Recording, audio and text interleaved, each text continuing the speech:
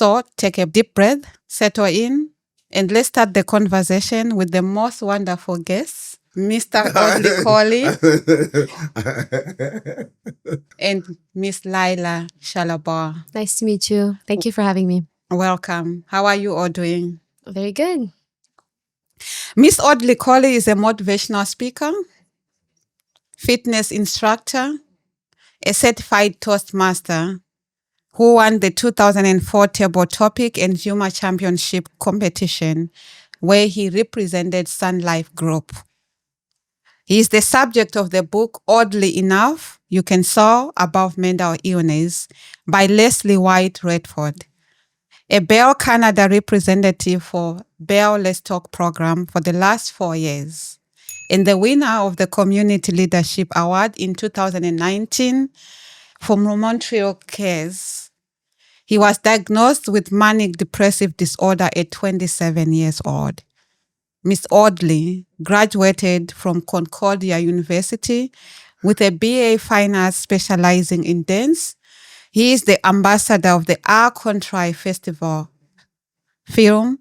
In 2025, he was presented with Sankofa Lifetime Achievement Award for the Nunavut Black History in Equality. Welcome to our podcast. Thank you. Miss Layla Charlebois, half Canadian, half Lebanese.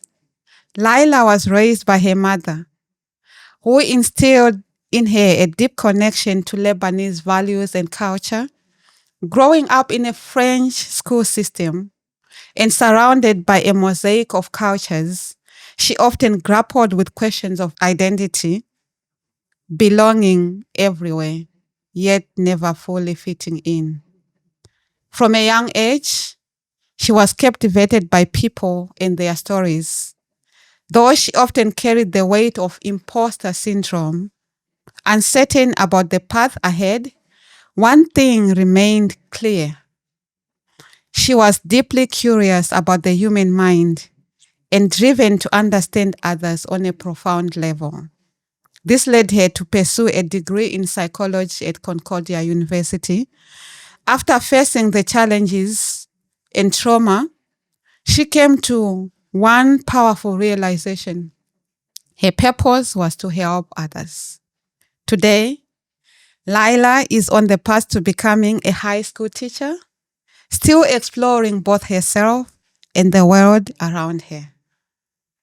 Her mission is to transform how students learn, advocating for an education system that evolves alongside technology and the changing minds of a new generation. Welcome, Layla. Thank you very much.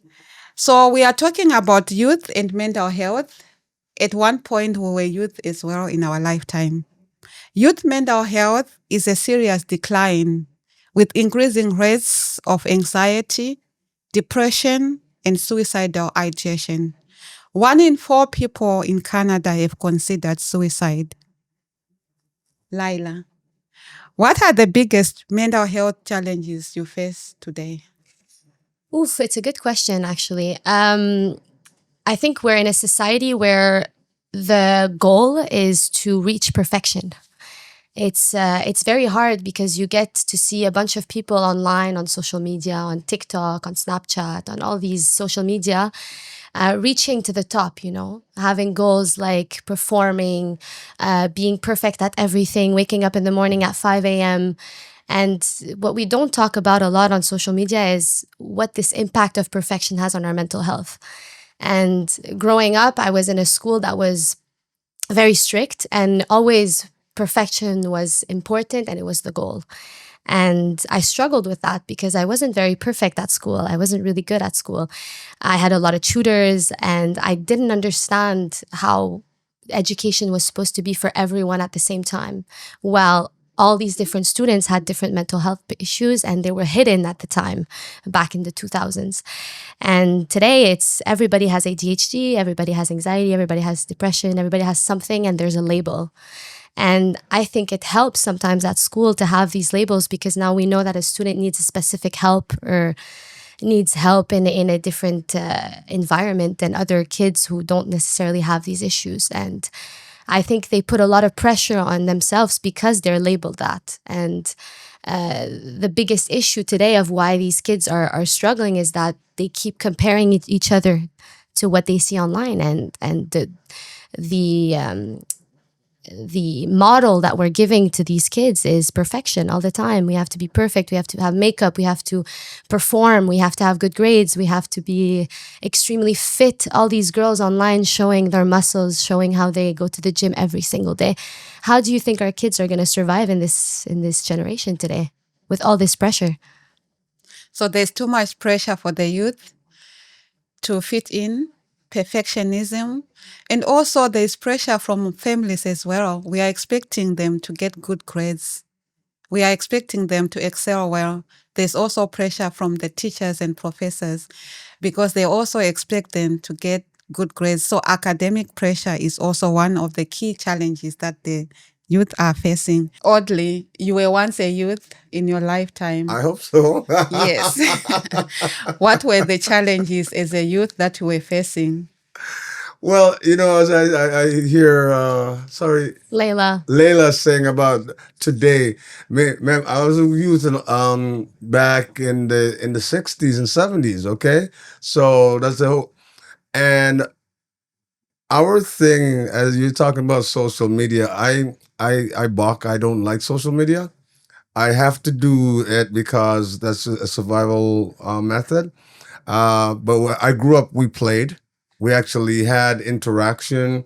I could, like, today I walk by parks. The parks are empty, and there's not a lot of. We used to have more family interaction. So when there was a situation, you could actually speak to your parents, or there's human contact, as opposed to watching what happens on TikTok or social media and stuff like that. Because just to add to this conversation, where you go to your mom, well, Jack has a new pair of jeans or something like that, and your mom will say, well, you're not going to get a new pair of jeans.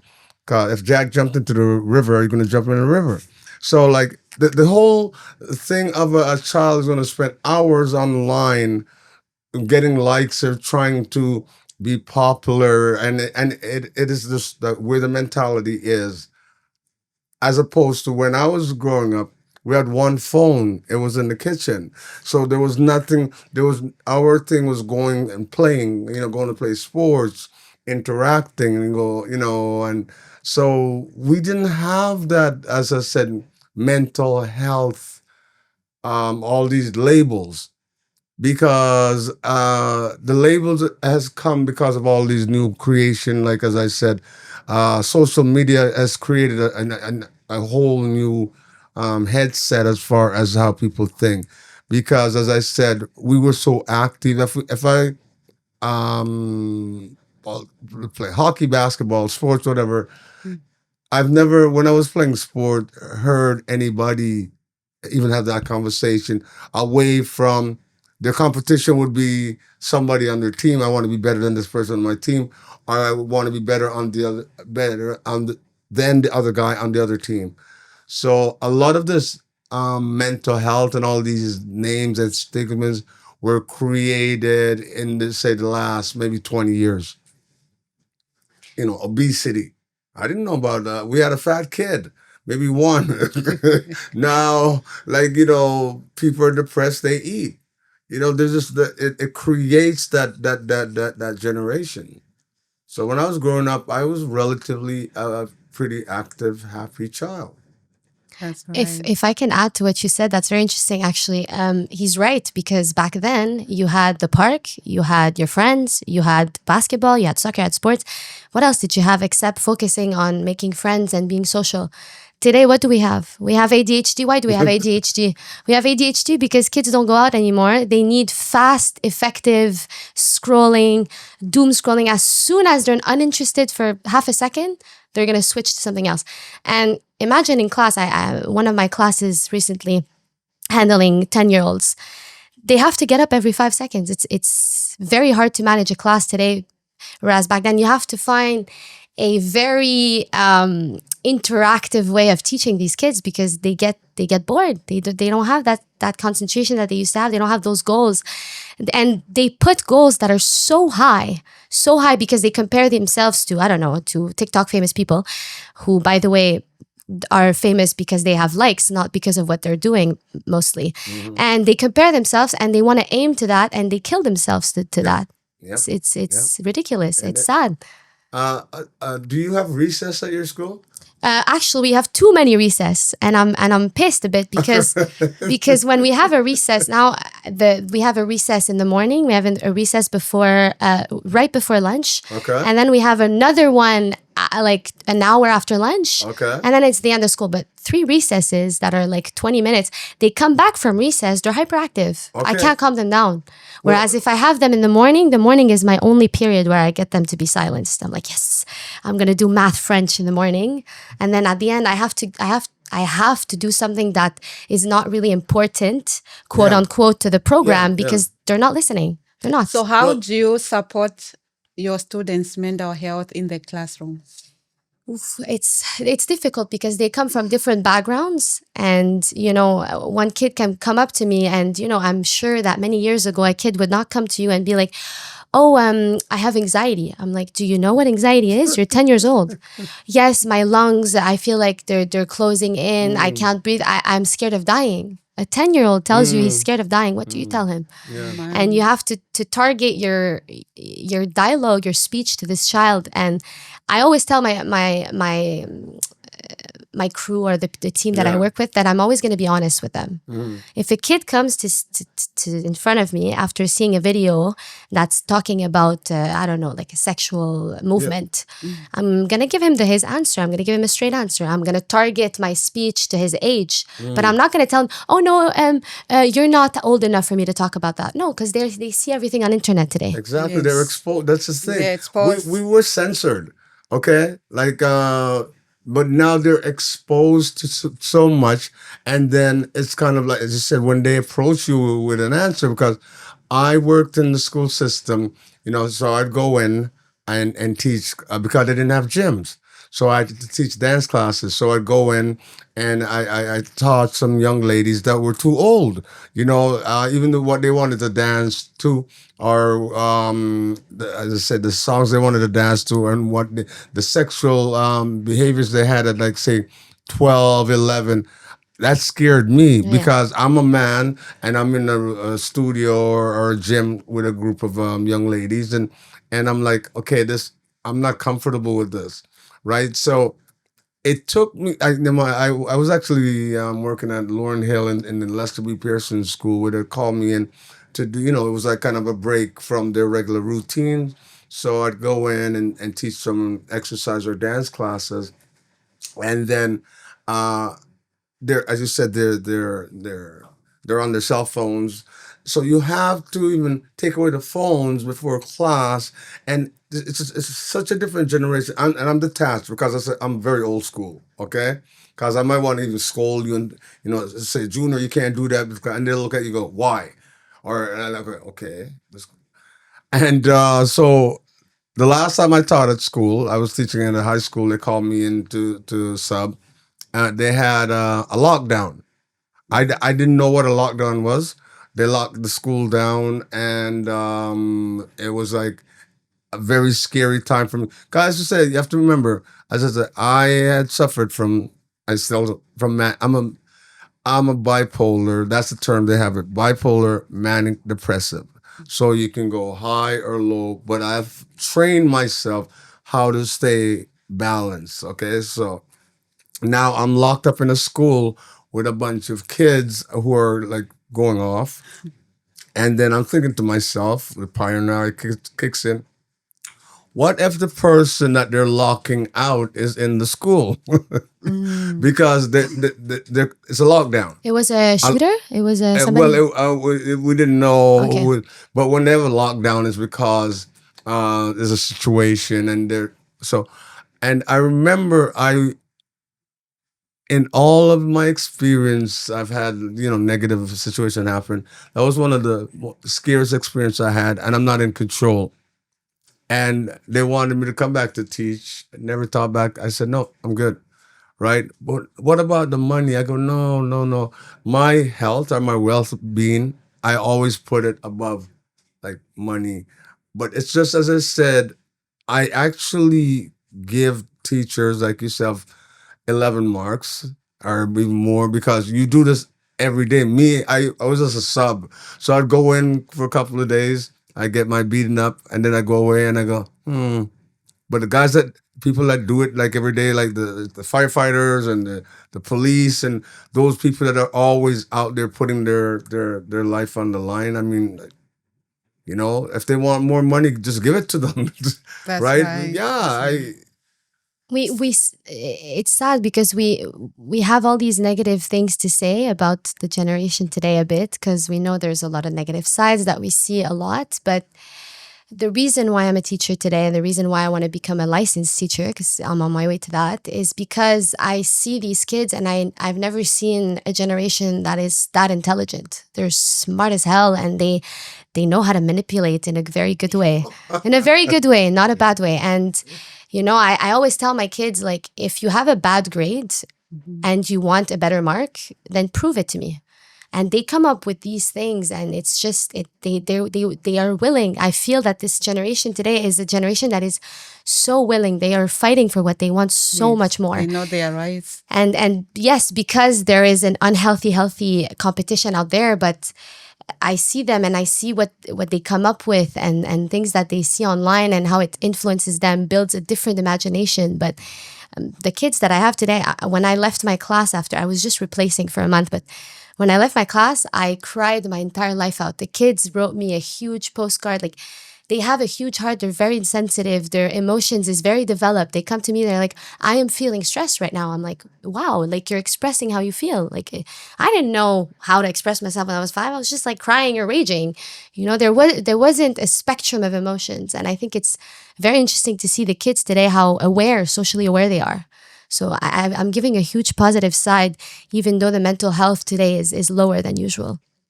So how can parents support their children's mental health alongside the teachers? But you see, it's really sad because the parents are suffering. They have enough mental health issue because unfortunately there's a lot of single mothers.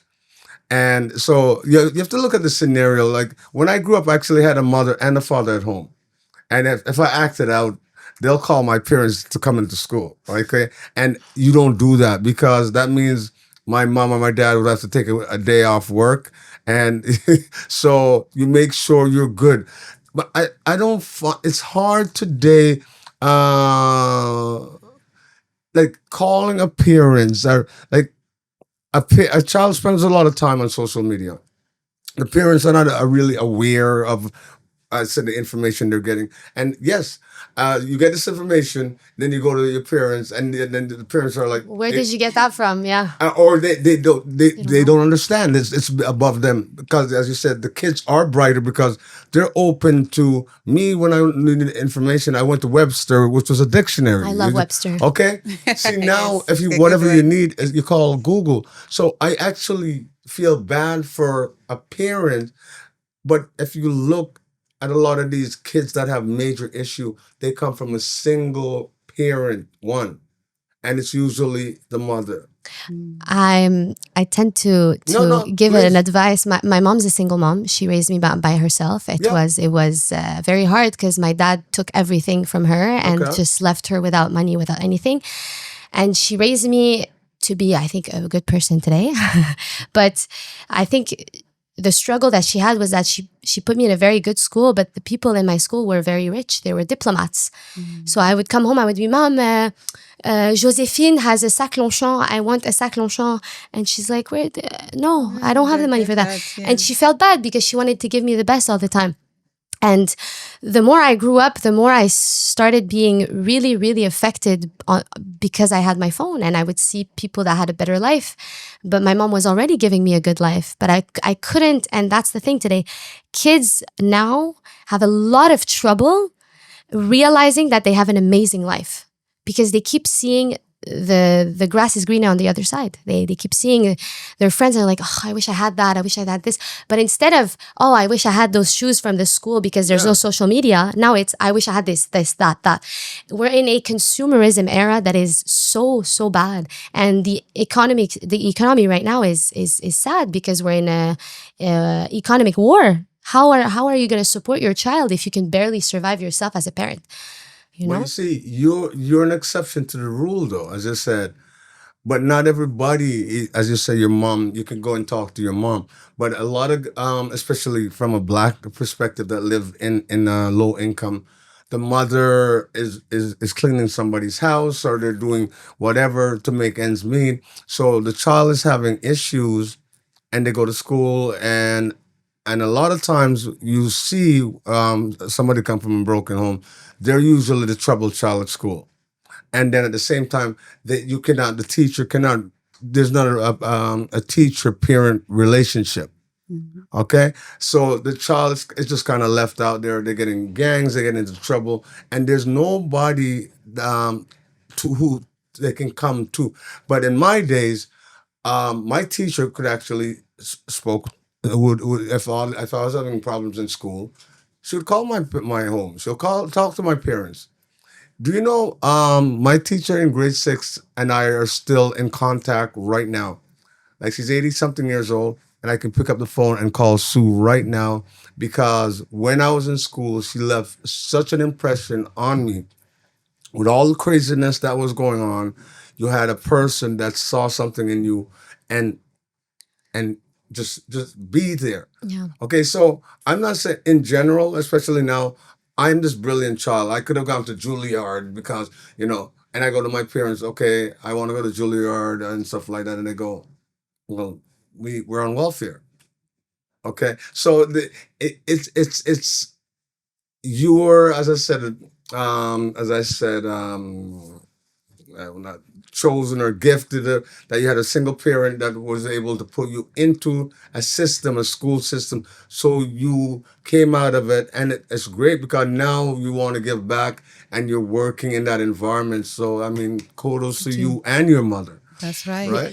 So when you were feeling that you were not fitting into the school system, did it change or affect your behavior? Because sometimes we have some kids, they will end up going to steal so that they can have the same shoe or the same clothes to fit in. Yeah. Did it change your behavior? How did you cope up with that situation? So to kind of like answer the question you asked before and answer this one at the same time,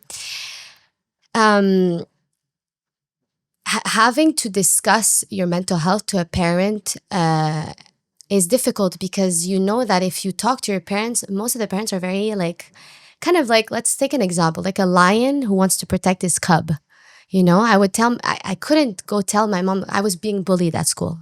So I couldn't go tell my mom, yeah, I'm being bullied at school, like people are being mean to me. Because she would go to the director's office and she would yell and she'd be like, the hell, what's going on? And then, the way bullying and intimidation was handled back then wasn't that good. So, they would tell the kids stop bullying her, but then they would get revenge. So I was scared to talk to my parents about what I was getting bullied. I never told my mom I was bullied until like the last year of high school. Oh, no. And I had identity issues because I was in a French from France school. I was half Canadian Quebecer. My dad was Quebecer and my mom was Lebanese. And I was like, I never knew how to act. To give you an example, like my mom raised me to like, if ever like you pay for someone, it's a gift. Like, you don't talk about money at the table. There's different values in our culture. And I would get to school and I wouldn't understand how people acted because I didn't do this at home. And I was confused because I didn't know who I needed to be friends with to have like things in common. I would talk to somebody, oh, does your mom do this? I would come at school, I would have a meal at school and it would smell because it's Lebanese food. And like, oh, your food smells bad. What is it? Where is it from? And I'm like, I'm Lebanese, I'm Canadian, I'm from here. I'm white. And it was hard because I couldn't really tell what I had to give out as a person, how to become, how to be. So I just had to fit in ways. And when I got to Concordia, when I got to university, I started speaking only English and coming back home speaking English. My mom is like, Why are you speaking English? You speak French at home. And it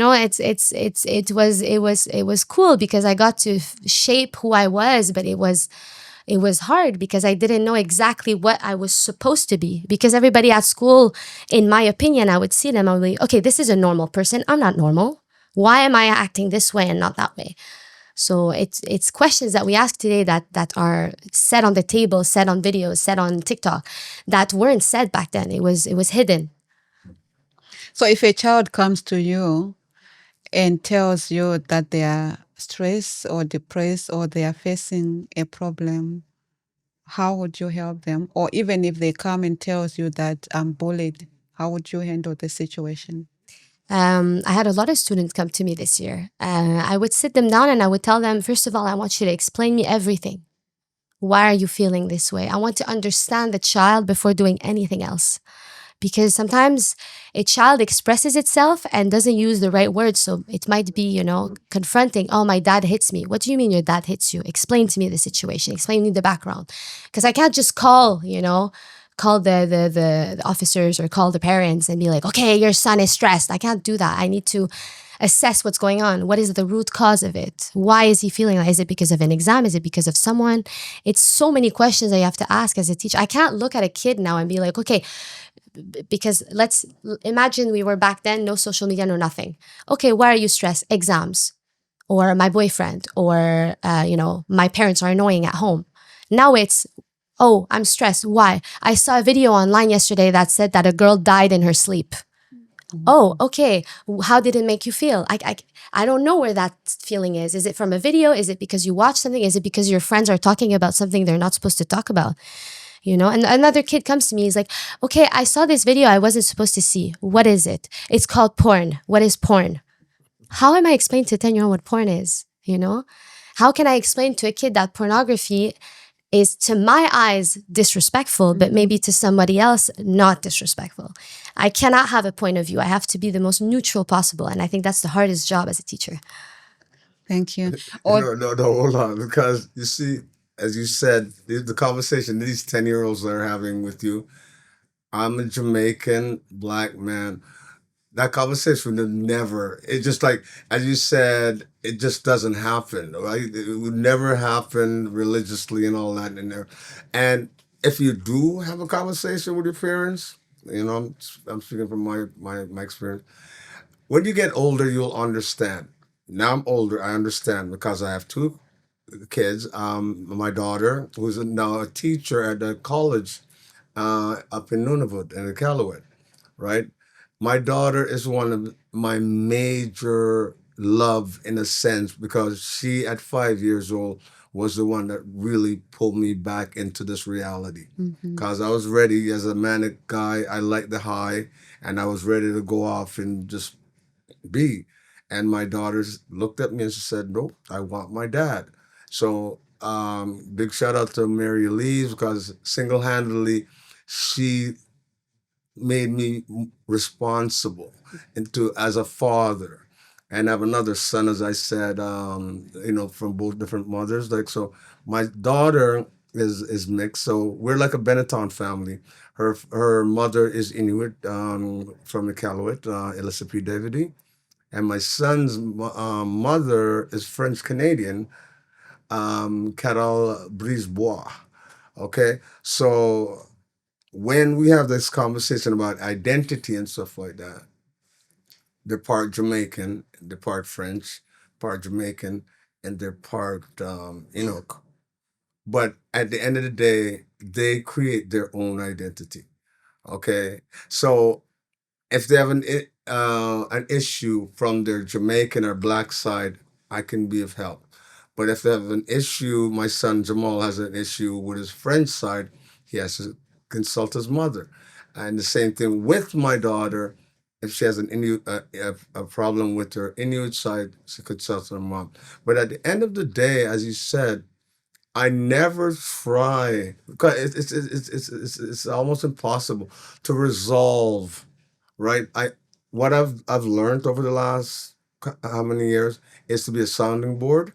So you'd hear me in a conversation when somebody's asking me certain things, porn or whatever. I'm not like this. Mm-hmm. Mm-hmm. But what? Okay, No, no. if I'm okay, saying that's let's. from me. That's what. I'm gonna give you a situation because I'm curious. What if you had, like, let's say today you had a 10-year-old kid who's at school, and there's a situation at school. The kid, your son, kicked a friend in the private area and told him, like, this is how I learned it online or whatever. And then I'm the teacher, Yeah. and I see the situation, I have to handle it on the spot. Yes. What would have you, Yes. what as a father would you have liked me to do in that situation as a teacher, not knowing I can't reach you? Imagine I can't reach you. Yes. What do I do for? Well, you see, as you said, I cannot tell you what to do because you are on the spot. Okay, so you have to react from your perspective. So that it comes from you. All right. So what you do is what I saw this happen. I can't wait to, as you said, to call Yeah. the father or the, so I see an accident. I'm driving by and I see this person on the side of the street. Okay, it's up to me to make a real life decision. Do I go over and lend a hand, or do I just drive by? So that's really a very personal decision. Okay, but you shouldn't feel like you're going to be judged. I mean, I did this. If the dad comes or whoever comes and is angry at you, well, you know. So, But we have yeah, some sorry. parents, actually, whatever situation and the reaction that you do to resolve that situation, some parents would come and say, why did you do this Yeah. to my I child? know, yeah. Today we get so many complaints from parents. We get calls from parents that are, why did you educate my son? I didn't educate your son. I told him, like, it's normal he hit him. He defended him. There's a new Yeah. phase of parents that are defending their children from, like, the tiniest thing to the biggest thing. And sometimes as teachers we're lost because we don't know what to do anymore, because we're like, okay, but your son hit another kid. Oh no, maybe he was angry. It's like a holistic new approach. Yeah. Sorry, I don't want to criticize this. Maybe it's a new way. Maybe I'm very traditional too, by the way. My mom raised me the traditional way. I was doing something bad, she would yell at me in Arabic. So but sometimes it's hard because you don't want to educate, but you keep having this. It's like a judge in a court. You have to have, like, a neutral stand, and sometimes I feel like these kids need to be educated. They're not educated at home. There's nothing that's being done because the parents are overwhelmed, because the parents have social media, because they get emails. Back then, emails, okay, you had an email, you could take 2 days to answer, or it was the post office or whatnot. Now you get an email, you have to answer it now. I'm with my kids at dinner. No, you need to this, it's an emergency. How can a parent educate its son or its daughter or its family if they're constantly wired for work 24/7? Impossible. See, but that's a good question. Just that because I'm seeing where you're coming from. I'm not dealing with. I'm a voyeur, right? Okay, so it's all comes back to education. Yeah. Because I don't know in my days. Now I sound like a real old man, which is okay. We used to have meetings. Like the teachers would invite the parent in to say, how is little Joey doing at school? And if there's an issue, but now, because you said, because of social media, you're lucky if you can actually call somebody and get a voicemail, Yeah. or you can send an email. So by the time a situation occur, it's actually gone to another level. Oh yeah. Right? So 100%. I saw, as I said, you saw this situation happen, and you're going like, okay, I don't want to do this because the parents are going to get mad and da da da da. Okay, and it's kind of like, but you have to handle it like right now. Okay, I'll take an example. Like I'm kind of not a caregiver. I'm a companion to a 92-year-old woman. Okay, and so one of my students travels a lot, and she asked me to go and just check up on her mom. So I'll go in and check up on her. We have a very good relationship. Push her around the wheelchair and chat and the whole thing. So one day I went in, and she fell. So the nurse comes over to me and go, like, she fell. And I go, okay. So I felt like I should just leave. Like, okay. And so her daughter was in England. And I called her daughter and I said, your mom fell, and there's the people at the home don't want to, they're waiting for the ambulance. what should I do? So the daughter's in England. How many hours difference? She goes to me, Audley, could you go with her when the ambulance come to the emergency? I didn't sign up for that. But I recognize that she's how many hours different. She cares about her mom, the whole thing, and she didn't want the mother ended up in emergency on her own. That's So right. the situation happened. Can you go with her? Yes. Ambulance come. I went with her. I spent 3 hours at ER with her, and so there's those, as I said, real life situation. You have to make a decision, and so like today, as you said, oh, I'm trying to get this person, and this is happening. So what you did with at school, you made a call, and that's it. Just last one message as we are wrapping up. What one message you could give to a youth who is struggling? Oof. If you're a youth who's struggling, one thing, I know it's very cliche, but you're not alone. A lot of youth are struggling today. You're not alone. Don't do this by yourself. You have a lot of people who are there for you. It's just at these times and at these moments, you think you're alone. You feel alone. When you're sad, when you're depressed, when you're stressed, the only thing you can see is dark, black thoughts, horrible thoughts, and you feel like there's no one who can understand you. No one. So my first advice is, if you don't want to talk to your parents, if you don't want to talk to your friends, if you feel alone, first thing you do, you call. Call a hotline, call a therapist, go see someone. It's not taboo today anymore. If you're struggling with your identity, with your sexual orientation, there's so many different resources today, and I'm so glad there is. And you can have mental health issues at any age. It doesn't need, you don't put yourself pressure because you think that, oh, I'm so young to have mental health issues. It happens at every age. It happens every single time. And my last word is, everything happens for a reason. And I'm very serious about this. Just coming to this podcast today, I think it's everything happens for a reason. And you're not alone. You're young. Go outside, do things that are out of your comfort zone, and never forget that if you're stuck in a cycle, get the hell out of this cycle. Do something to change. Take responsibility of your mental health. It's important. Thank you. Thank you very much for having me. Thank you. Audley? Well, I second that because being with Bell, I had a big shout out to Bell because Bell really got me out there in the campaign for Bell Let's Talk, and that's basically what it's saying. When people are going through, it's like you open the door, you're going through something. And it's always finding a confidant because a lot of people, especially mental health, don't trust just anybody, right? And I'm just going to say that again. You are not alone, but reaching out and letting people know that you're struggling, you'll be shocked because I'm here. And as you said, it's not by accident, is that I put myself out there. Because once I put myself out there when the book was done, a big shout out to Leslie Wright Reefer.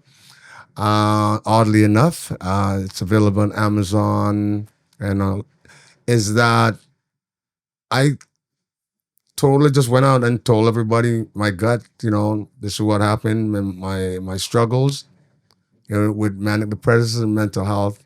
But when I went out there, it was like I just released because I got a lot of love.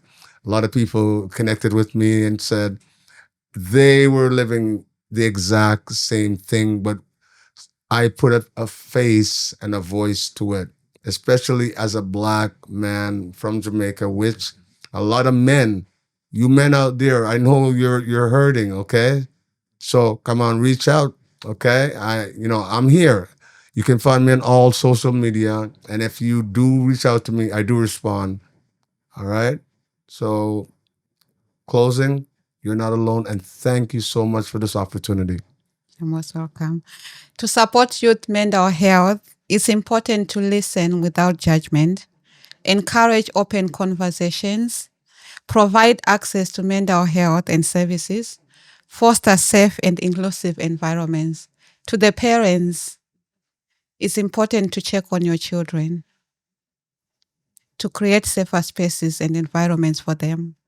If you are struggling or facing challenges to raise children, speak up, seek for help. There are so many resources that can help you. Thank you to our viewers, to our audience. Thank you to our guests, Audley. Where do you send the and check Layla. to? Just a reminder to send the check for mental health to this broadcast. Oh, thank you so much for that.